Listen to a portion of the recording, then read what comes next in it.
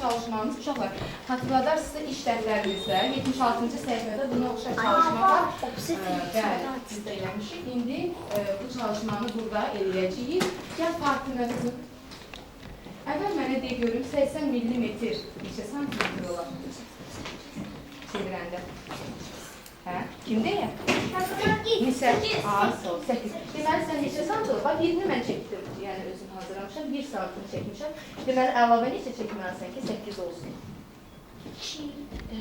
Elə, tez git. O 2. Damla 2 damla verir. Bəli, verirsiniz.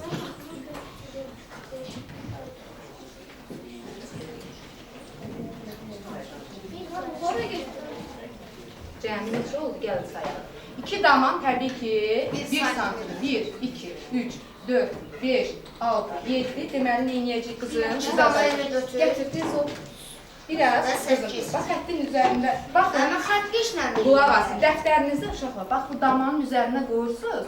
Xətkeşlə və yaxud da əgər xətkeş istifadə eləmiriksə, damanın düz kənarından çəkirik ki, yəni səliqəli alınsın. Amma burada bir deməli, tutam çəkirəm. Amma burada biraz xəttin üstünə deyil. Yəni, baxın, üstündən belə getmək lazımdır. Burada. Gəlsin. Gəl.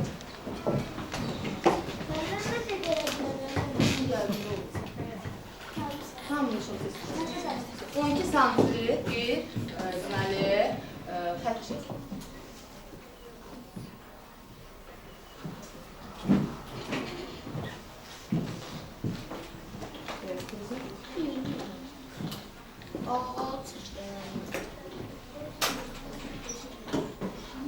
Tez olur.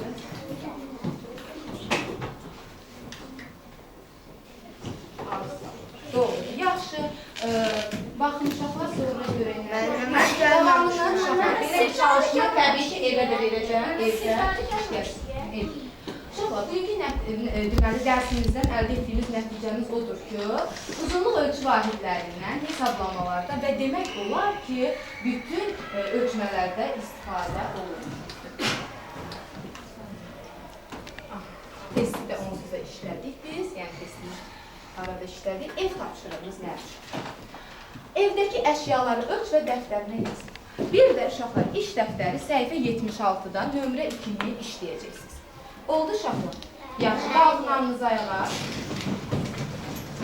Bugünkü riyaziyyat dərsimiz tamamlandı və müəllimlərimizə də sağ ol deyirəm. Çox sağ olsunlar, gəlib. Sağ olun uşaqlar, əyləş. Siz də yaxşı. Sağ olun, iştirak edin.